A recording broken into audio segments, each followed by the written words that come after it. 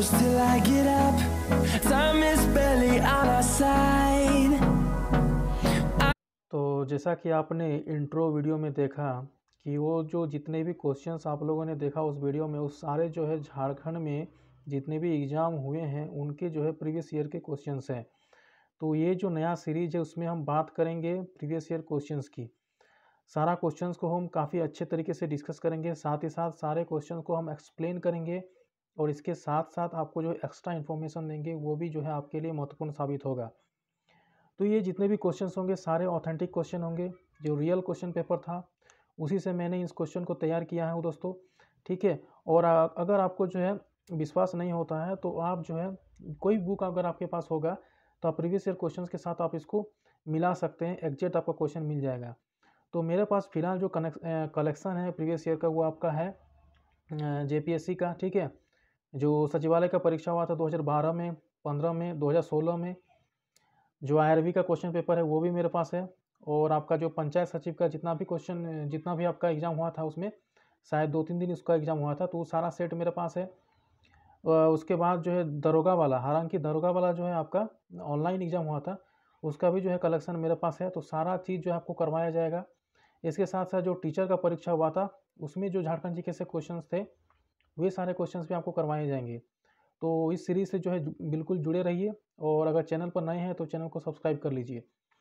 पहला क्वेश्चन हम डिस्कस करेंगे, बंगम मांझी जो था ये नेता था किस आंदोलन का? हरि बाबा आंदोलन, सत्य धर्म आंदोलन, सफावड़ आंदोलन या सरदार आंदोलन? तो देखिए ये जो बंगम मांझी नेता थे, ये क्वेश्चन जो है आपका जेपीएससी में पूछा जा चुका है। तो ये जो बंगम मांझी नेता थे ये आपका सफाहोड़ आंदोलन के नेता थे। सफाहोड़ आंदोलन जो होगा आपका करेक्ट आंसर होगा। तो सफाहोड़ आंदोलन की बात करें तो ये आंदोलन आपका 1870 ईस्वी को हुआ था, 1870 ईस्वी को हुआ था। और इस आंदोलन का जो मूल संबंध था आपका संथाल जनजाति से था। किससे था? संथाल जनजाति से सफाहोड़ आंदोलन का। और अगर पूछे सफाहोड़ का मतलब क्या होता है तो सिंगबोगा के प्रति समर्पण, इसको याद रखिए। सफाहोड़ का मतलब होता है सिंगबोगा, सिंगबोगा के प्रति समर्पण इसका मतलब होता है। और इस आंदोलन का जो मुख्य उद्देश्य था, सफाहोड़ आंदोलन का जो मुख्य उद्देश्य था वो था कि जो संथालों के बीच में जो है एक रिलीजियस सैंक्टिटी को बल देना, ठीक है। रिलीजियस सैंक्टिटी यानी कि जो धार्मिक पवित्रता है उसको बल देना है संथाल जनजाति में। तो यही जो है सफाहोड़ आंदोलन का जो है मुख्य आपका क्या था? उद्देश्य था। इस आंदोलन के जो नेतृत्वकर्ता थे, जो प्रमुख नेतृत्वकर्ता थे, उनका नाम था आपका लाल हेम्ब्रम, लाल हेम्ब्रम, ठीक है। लाल हेम्ब्रम जिनको जो है लाल बाबा के नाम से भी जाना जाता है, लाल बाबा के नाम से भी जाना जाता है। तो लाल हेम्ब्रम के अलावे इस आंदोलन से जो प्रमुख व्यक्ति जुड़े हुए थे उनका नाम भी आपको याद रखना है, जैसे कि आपका पेका मुर्मू, ठीक है, पेका मुर्मू, और एक थे आपका पगान मरांडी, पगान मरांडी। तो इनका भी नाम आपको याद रखना। और एक होगी बंगम माझी। तो लाल बाबा के अलावे पेका मरांडी, पेका मुर्मू, पगान मरांडी और आपका बंगम माझी, तो इन 3 व्यक्तियों का नाम जो है याद रखना है सफाहोड़ आंदोलन से संबंधित। और ये आंदोलन हुआ था आपका 1870 ईस्वी को। नेक्स्ट है ताना भगत आंदोलन की शुरुआत जो है किसने किया था? तो जतरा भगत, शिबू उरांव, टेबले उरांव या उपरोक्त में से कोई नहीं। ताना भगत आंदोलन जो है आपका 21 अप्रैल 1914 को शुरू हुआ था। एग्जैक्ट डेट याद रखिएगा, 21 अप्रैल 1914 को शुरू हुआ था। किनके द्वारा किया गया था? आपका जतरा भगत के द्वारा किया गया था। जतरा भगत या जतरा उरांव के द्वारा किया गया था। चूँकि ये उरांव जनजाति से बिलोंग करते थे, जिस कारण इस विद्रोह को कुडुख धर्म आंदोलन, कुडुख धर्म आंदोलन भी कहा जाता है। कुडुख यानी जो उरांव जनजाति है उसकी भाषा को क्या कहते हैं? कुडुख भाषा। तो कुडुख धर्म आंदोलन भी कहा जाता था ताना भगत आंदोलन को। और इसका जो शुरुआत हुआ था आपका वो हुआ था गुमला जिला से। तो इसको भी याद रखना है कि ताना भगत आंदोलन का शुरुआत कहाँ हुआ था? गुमला जिला से स्टार्ट हुआ था आपका 1914 ईस्वी को। झारखंड का सबसे ऊंचा जलप्रपात कौन सा है? जोन्हा, हुंडरू, दसम और बूढ़ा घाघ। तो जो झारखंड का सबसे ऊंचा जलप्रपात है वह है आपका बूढ़ा घाघ जलप्रपात। बूढ़ा घाघ जलप्रपात को आपका लोध घाघ जलप्रपात भी कहा जाता है या लोधा घाघ जलप्रपात भी कहा जाता है। इसका जो ऊंचाई है वो है आपका 167 मीटर, 167 मीटर या 450 फीट। ठीक है, 450 फीट या 167 मीटर। और बूढ़ा घाघ जलप्रपात या लोधा घाघ जलप्रपात है कहाँ? ये आपका है लातेहार डिस्ट्रिक्ट में, लातेहार जिला में आपका स्थित है बूढ़ा घाघ जलप्रपात या लोधा घाघ जलप्रपात।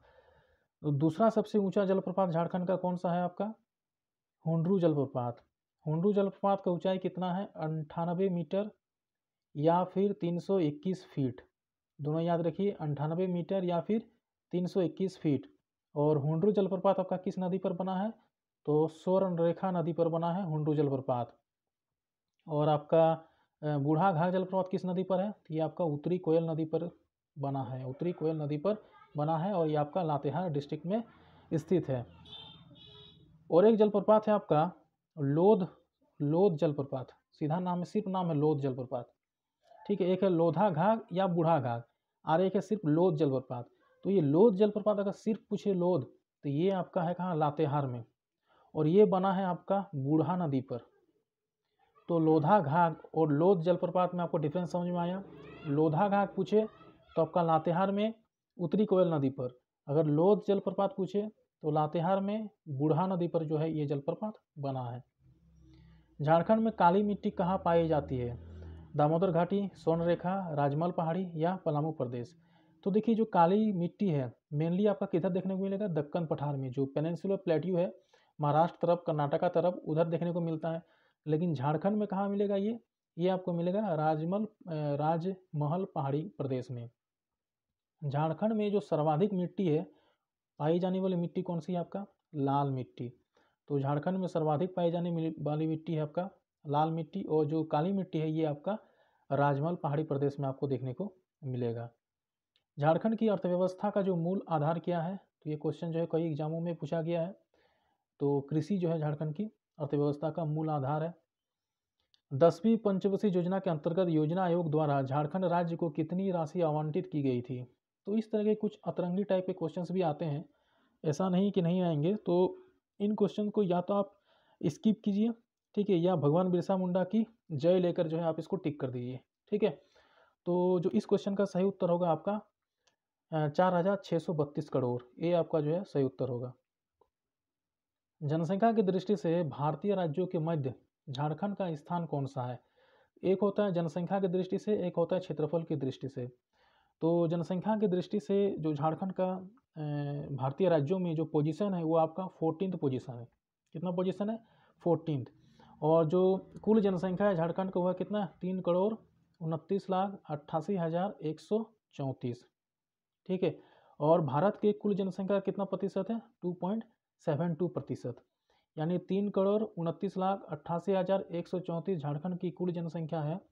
और भारत के कुल जनसंख्या का झारखंड का कितना प्रतिशत है? 2.72%। और कितने नंबर पोजीशन पर आता है? 14वें नंबर पोजीशन पर। अगर एरिया के बारे में बात करें तो भारतीय राज्यों में झारखंड का पोजीशन कितना है? 15th, 15वां पोजीशन है। नेक्स्ट, झारखंड में निम्न में से कौन सा क्षेत्र सर्वाधिक वनाच्छादित है?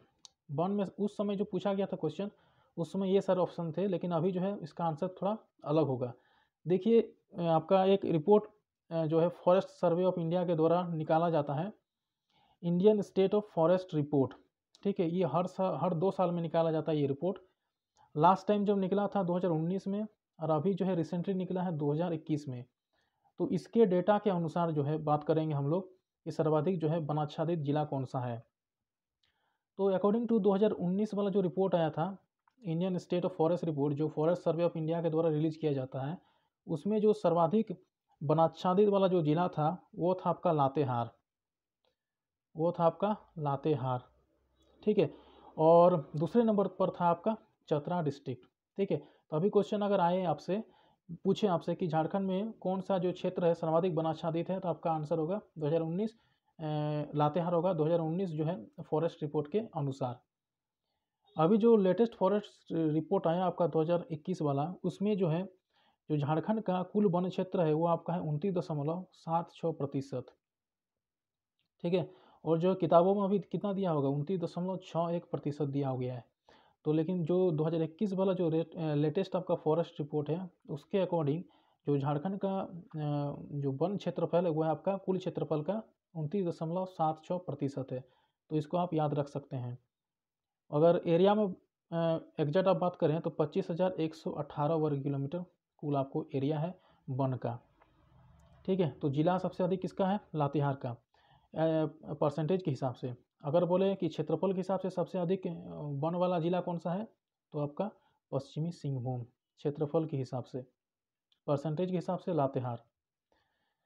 योजना आयोग की रिपोर्ट में वर्गीकृत कृषि मौसम क्षेत्रों में झारखंड किस क्षेत्र के अंतर्गत आता है। ठीक है, तो ये योजना जो आयोग है उसकी रिपोर्ट जो 1989 के अनुसार पूछा है, तो ये आपका किधर आएगा, ये आ जाएगा आपका पूर्वी पठार एवं पहाड़ी क्षेत्र के अंतर्गत आता है। मुगल काल के दौरान झारखंड राज्य को क्या कहा जाता था, तो मुगल काल के दौरान झारखंड को कुकरा कहा जाता था।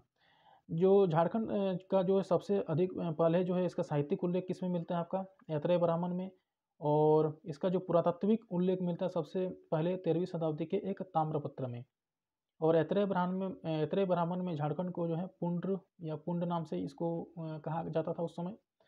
और आपका जो समुद्रगुप्त की प्रयाग प्रसिद्धि में जो झारखंड को कहा जाता था मुरुंड नाम का, और विष्णु पुराण में इनको मुंड, ठीक है, और टॉलमी के द्वारा इनको झारखंड को कहा जाता था आपका मुंडल, और आपका वायु पुराण में आपका शायद उसका मुरंड, ठीक है, वायु पुराण में मुरंड और विष्णु पुराण में आपका मुंड, इतना आपको याद रखना है।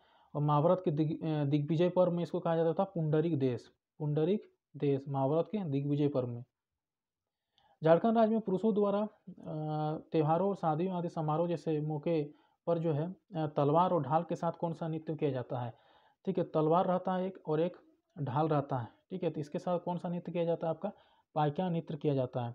ये जो पाइका नृत्य है वो झारखंड का एक मार्शल आर्ट फॉर्म वाला नृत्य है, और ये केवल जो है पुरुषों के द्वारा जो है किया जाता है पाइका नृत्य। तो इसको याद रखना है, पाइका नृत्य जो है केवल पुरुषों के द्वारा किया जाता है, और ये जो है सर्वाधिक जो है मुंडा जनजाति में प्रचलित है पाइका नृत्य। झारखंड के सिलवानुस डुंगडुंग को किस खेल के पूर्व खिलाड़ी के रूप में जाना जाता है। तो जो सिलवानुस डुंगडुंग है ये कौन सा खेल खेलते हैं, ये हॉकी खेल खेलते हैं। और हॉकी के कुछ और खिलाड़ियों के नाम आपको याद रखने हैं, जैसे कि सुशीला लकड़ा, अंशुता लकड़ा हो गया, निकी प्रधान हो गया, पुष्पा प्रधान हो गया, हेलेन सोय हो गया। इन सारों के नाम जो आपको याद रखने हैं जो कि हॉकी खेलते हैं। झारखंड का प्रसिद्ध पारसी मंदिर कहाँ पर है, प्रसिद्ध पारसी अग्नि मंदिर कहाँ पर है, जमशेदपुर, धनबाद, देवघर या गिरिडीह। ये आपका कहाँ पर है, जमशेदपुर में है, पूर्वी सिंहभूम में स्थित है। और आपका पूर्वी सिंहभूम में एक और आपका मंदिर फेमस है जो घाटशिला में आपका है, घाटशिला में रंकिनी देवी मंदिर। तो इसका भी नाम आपको याद रखना है कि रंकिनी देवी मंदिर कहाँ पर है, घाटशिला, पूर्वी सिंहभूम में स्थित है। और पारसी अग्नि मंदिर कहाँ पर है, आपका जमशेदपुर में, पूर्वी सिंहभूम में। पूर्वी सिंहभूम का हेडक्वार्टर भी आपका कहाँ पर है, जमशेदपुर में। झारखंड सरकार ने 2017 में किस कंपनी के साथ क्लाउड आधारित नागरिक सेवाओं में सुधार करने और झारखंड को नई कंपनियों के लिए आकर्षक जगह बनाने के लिए एक सहमति पत्र पर हस्ताक्षर किया था।